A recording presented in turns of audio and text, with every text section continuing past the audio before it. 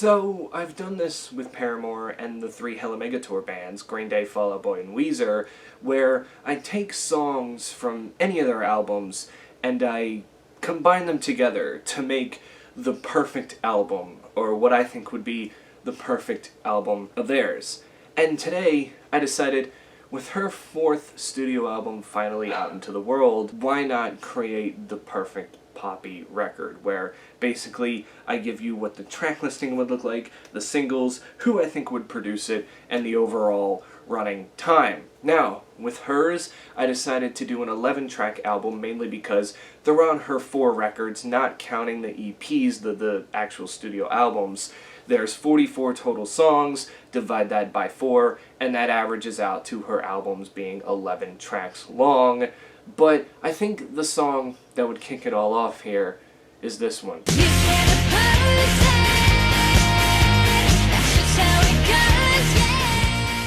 Flux is just a perfect kickoff because it kind of, fades in and just gets the momentum going at the exact right time. I feel like for what she does now, showing you many different genres at once, I think this would be the song to perfectly represent what the album stands for, where it's not going to be one set sound, it's going to be doing different things and doing them very well, and plus, again, I just think this makes a great intro track overall.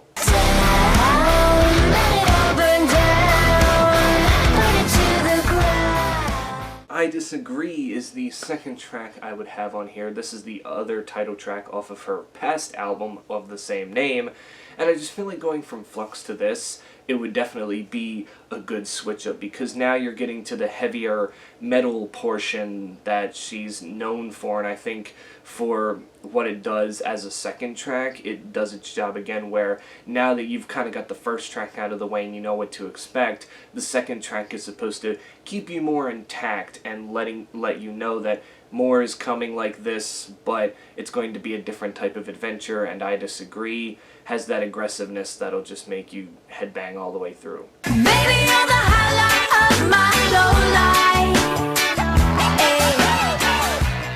The third track is Lowlife. Now, I've said this before, usually by the third track is when you'll see the artist or band doing different things that are different from the album, and I feel like with Lowlife, it still kind of keeps that kind of feel of what she can do music-wise, because it doesn't stray far away from the whole rock thing. This is like an alternative rock song in some sort of way.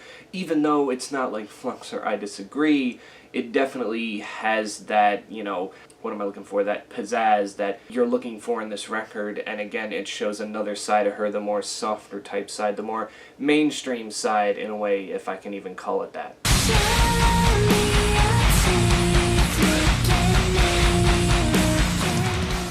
Then, after Lowlife is over, track 4, we go into Say Cheese, which again takes you more into, even though it's like a mixture of nu metal and metalcore, and I think this is the one where people would just kind of look at it and go, oh, okay, so, she's kind of showing us versatility that she has from going to a song like Lowlife to this. Like, it fits so well that you don't even really bat an eye that you're really listening to something different. It just kind of flows. What do you believe when everyone is watching? What do you believe?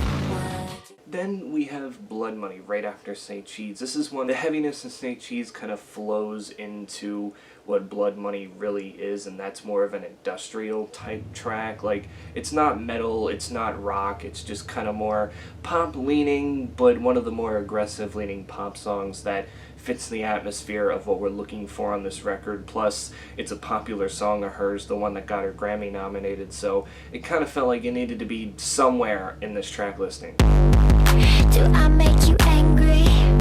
Should I leave you alone?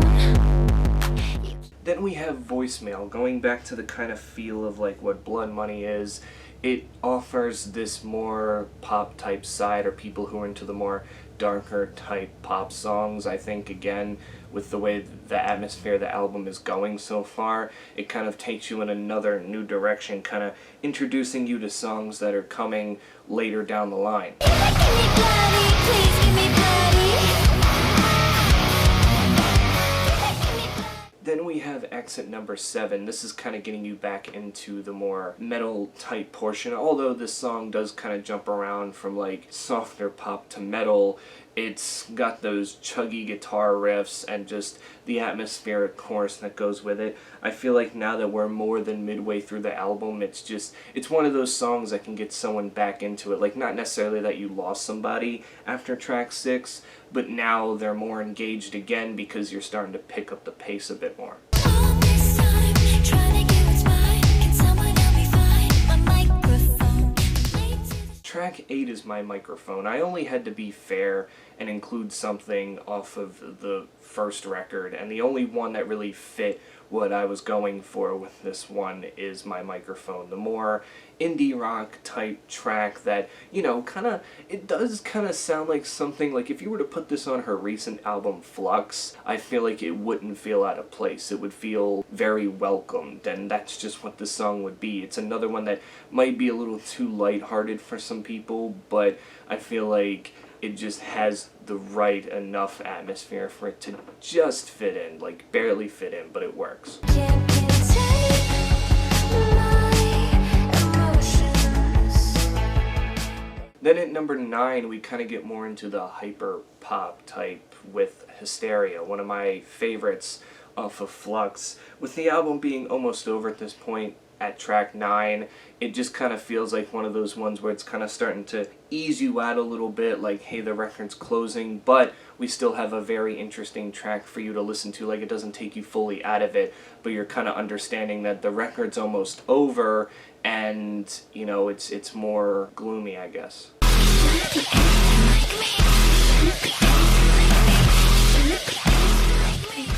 Then the second to last track I would have on the record is Anything Like Me. It kind of, you know, with the way Hysteria ends and the way Anything Like Me starts, again, it's just that flow that would work well going into each other.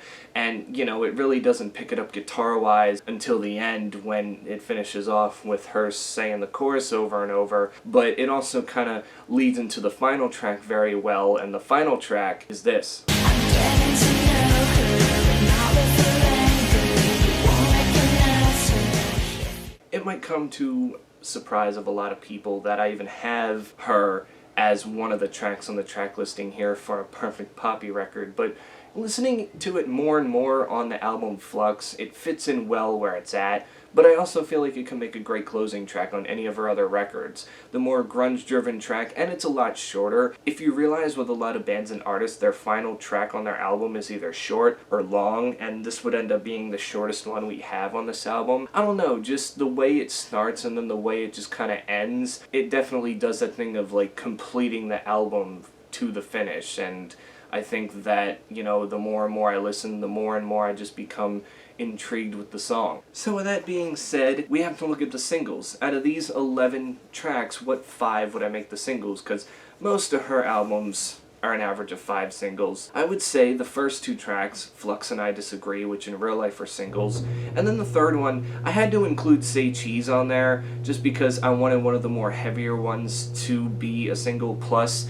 I would be very intrigued to see what she would do for a music video for Say Cheese. Like, I just have a feeling there'd be like this dark tone, a lot of blood, you know, just kind of that feeling overall. And then after 3 of the first 4 tracks on here are singles, we kind of go toward the end of the album for the next 2, because she tends to do that where like majority of the singles are stacked up top and then she might have a single or 2 toward the end.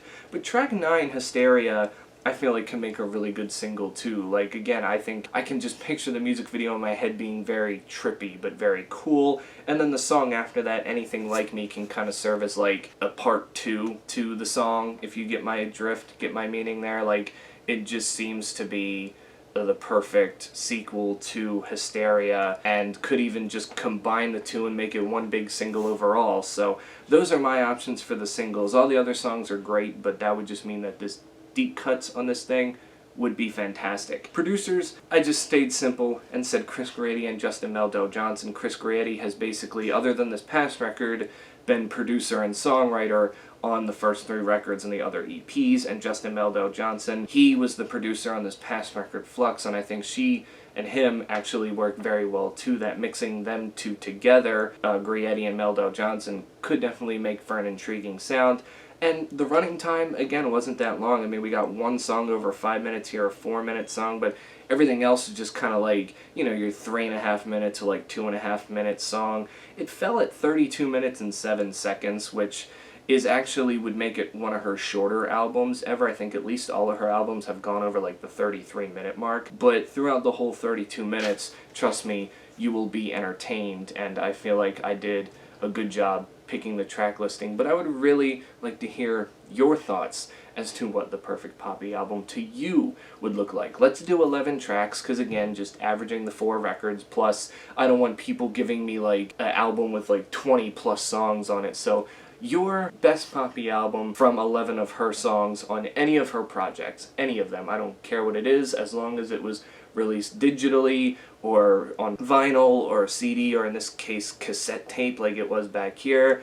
As long as it has a studio release and is on an album or EP, you are free to put it on here, but you have to narrow it down to 11. Tell me which songs you would make the singles, who would produce this thing, and what would you name it? I couldn't really name this album because I have trouble doing that. I think if I had to call it anything, I'd probably just call it I'm Poppy, because that seems to be the thing she used to do, and it would kind of be like a cool introduction. Like, say she doesn't have any albums out and this was your introduction, I feel like that's when she would call it. So that's just me. You guys can tell me what you think, and until then, stay safe out there, wear your mask, get vaccinated, and I will catch you all in the next one.